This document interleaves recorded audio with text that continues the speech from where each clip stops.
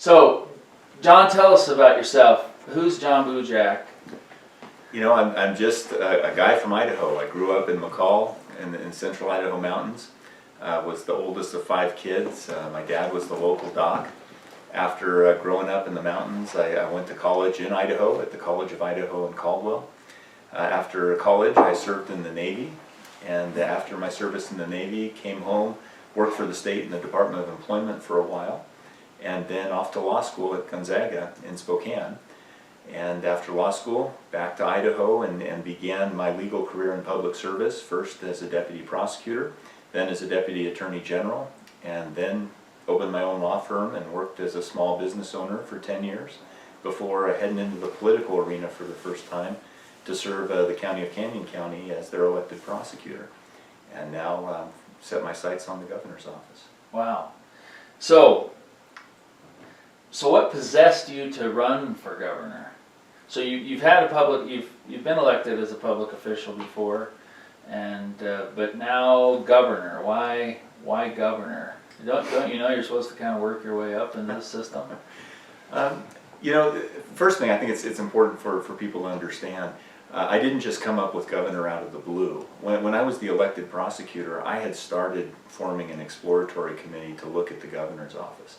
One of the strengths I have as a leader, and I started doing this as the prosecutor in Canyon County, is I'm a really good systems thinker. And I understand how to put different pieces together to get an effective and an efficient result. And so, for example, as the prosecutor in Canyon County, I was able to make government smaller by utilizing technology, taking the prosecutor's office paperless, and using less money, using less people, and making the system more efficient.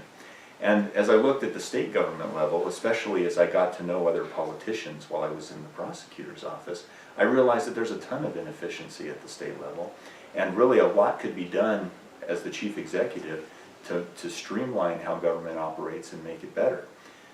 The other thing is I ended up butting heads with the good old boys, people I call the good old boys, these people in power, while I was at Canyon County. And I've spent the last 3 years of my life going through a witch hunt, defending myself from their attacks. And after clearing my name and setting my sights on where I can do the most good, it just kind of came full circle for me. Started looking for at the governor's office before, took on the good old boys and won, and now it seems to continue that mission is the right thing to do. So you're a libertarian, big L libertarian, little L libertarian. I mean, obviously you're running on the libertarian ticket, and I'm sure there's some reasons for that we don't necessarily have to get into. What is your definition of a libertarian, and why shouldn't Republicans and others be afraid to vote for you? Okay. First of all, it's important to note I've been a Republican most of my life, my political life. And there are reasons I ran as a libertarian that we can get into later if you want to. But basically, I mean, as a Republican, I'm what most people would call a Liberty Caucus Republican. Okay. I mean, I believe in small, efficient government, but I also believe that government ought to keep its nose out of your business and out of your life. And so personal liberty and freedom is very important to me. It's important to a lot of Republicans in the state too. But that's the portion of the libertarian platform that appeals to me. And it really isn't a far step from where I stood as a Republican. So, you know, you say big L libertarian, little L libertarian. I'm probably a middle L libertarian. I don't go as far as saying we shouldn't have licenses for some things. I know some people believe we shouldn't have driver's licenses, don't need them, and there just shouldn't be any regulation. I don't go that far down the libertarian trail, but I do think that government is way too involved in our business, and they need to leave us alone to the greatest extent possible while doing only those things that they're supposed to do under the Constitution. Where do you kind of break the ranks with, maybe traditional libertarians? But there's a lot of different places when you say break the ranks. Maybe if you ask me in individual areas, it would be easier to sit here and just give you a laundry list. I think we'll probably get. Well, maybe if there's just a, say like one, just a for instance, that traditional libertarians might be for that you're kind of against.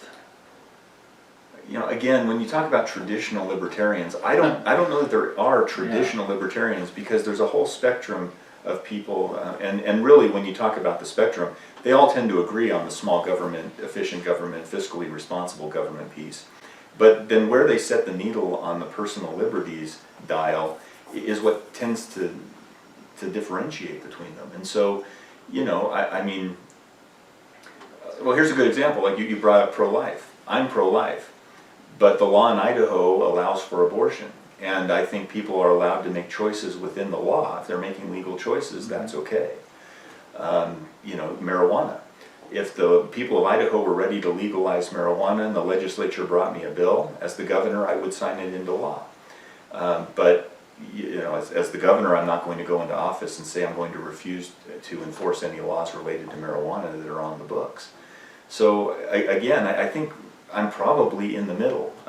Personally, I have my own personal views, but as a libertarian governor, I would enforce the law, which would be my duty, but allow people to make choices within the laws that are on the books and keep my nose out of the business to the greatest extent possible.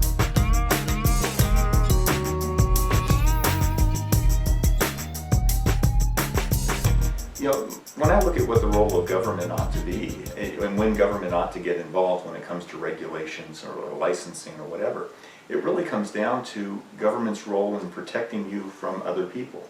Or, you know, you protecting you from me from you, protecting us from somebody outside of our land who might come to harm us. That's the role of government. Government shouldn't be in the business of protecting you from you. Yeah. So when you're in the sovereign kingdom of Dan, you ought to be able to do what you want to do as long as you're not hurting other people. That's where I would stand. And again, again, government needs to take one giant step backwards and leave people alone. So you're saying we have a bunch of laws on the book. John Bujak's not going to come in and say we're not going to force law anymore. But you have a libertarian mindset, a liberty-loving mindset, traditionally a Republican. So people shouldn't be afraid of you that you're going to come in and just tear down the house of cards. That, hey, you had a house of cards on a house of cards. Hey, I'm not going to come in and mess with people. In fact, what they're probably going to see is I'm going to have a much more hands-off approach when it comes to individuals. Now, when it comes to what's going on in the State House in Boise, a lot of that stuff needs to be torn up and rebuilt because it's a mess there. But people need to be left alone. So John Casella from Emmett says, ask him about militarization of police / NDAA and the blatant disregard for the Constitution at all levels of government. So to put this into a question, how concerned are you about the militarization of Idaho's police, and what would you do to curb that? I'm really concerned about it. I think when you have police organizations that are given this military surplus so that they look less like your neighborhood cop walking a beat and more like a tactical response team on the street, that's a problem. Because people tend to act according to how they perceive themselves. And if when you go out to do your job, you're in an armored vehicle and you're wearing a bulletproof vest and you have an assault rifle, I don't think that you perceive yourself at that point as someone who's there to protect and serve the public. You're an assault team. You know, you're a tactical response team at that point in time. And it's a mistake. That isn't the role of domestic police force, and they shouldn't be equipped that way, they shouldn't be treated that way, they shouldn't act that way. So let me ask you this question. How do you feel about the state police? So as the governor, you would have control over the state, but that's your position, I'm assuming. And how do you feel about them, and what would you do to, let me say this first. There seems that, like, you ever walk into a building and there's like a whole bunch of people and there's a few cops and it's like this, whoa, you know, and people are like, I mean, there's like, there's this enmity between law enforcement. We see it locally. We definitely see it, you know, with state police. What can the governor do with the state police to kind of bridge some of that and to get rid of that? And again, that's just generally how you feel about the state police and their role in the state. Well, I mean, the state police are, again, they need to be in the role of protecting and serving the people of the state of Idaho. Unfortunately, they're used more, and this is probably too strong, but they're used more like a goon squad. I mean, they're sent in when local law enforcement, either it's too complex a situation or they don't have the resources to handle it. They bring in ISP, and they tend to be more of a persecution force than a force that's serving the public. When I'm governor, I would change the focus of what they do more to a service role. Yes, they need to have a law enforcement role. There's a place for that. But there needs to be more of a focus on service and more of a focus on interacting in a positive way with the communities other than just stopping them on the freeway and writing them a ticket. The relationship between the police and the public, in my opinion, has been damaged because the police are not as well integrated into the communities as they should be. I mean, people should know them, they should be friendly towards them, the police should be looking out for people.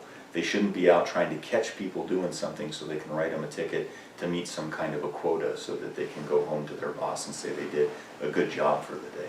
So I would change the focus and what they do and the way they interrelate with the public. The other thing is there needs to be some cleaning of house there. The ISP has lost a lot of credibility, not just with the people, but they've lost it with the law enforcement community as a whole because there have been some scandals there. You know, for example, the ISP lab, they had drugs hiding up in the ceiling tiles. You know, evidence not being handled properly. There was the ISP officer up north in Kootenai County that was blasted by the Supreme Court for lying on the witness stand about an accident reconstruction. When police act in this manner, they do not instill confidence from the public in what they're doing as a police agency in the state, and that needs to change. And in large part, it's going to start at the top. That tone needs to be set by leadership, and so there needs to be a thorough cleaning of the house and a refocusing of the Idaho State Police on what they ought to do in the community. All right. So I've heard you on the radio. I heard just a snippet of the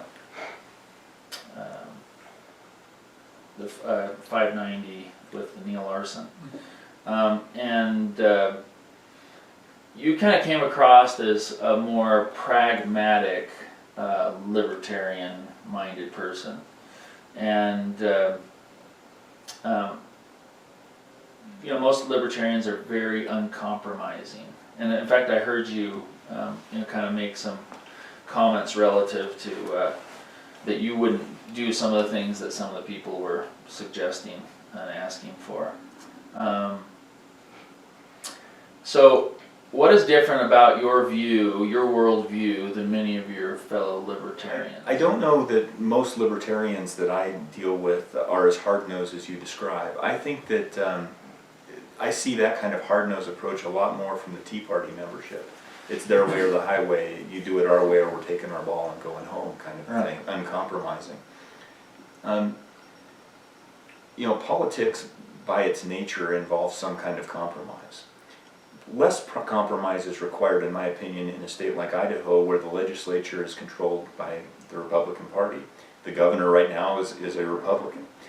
So you'd think that Republican conservative values would permeate and they could get a lot of good stuff done. But unfortunately, there's a lot of rhinos out there, and they're out there pushing a much more liberal agenda, which causes a lot of problems.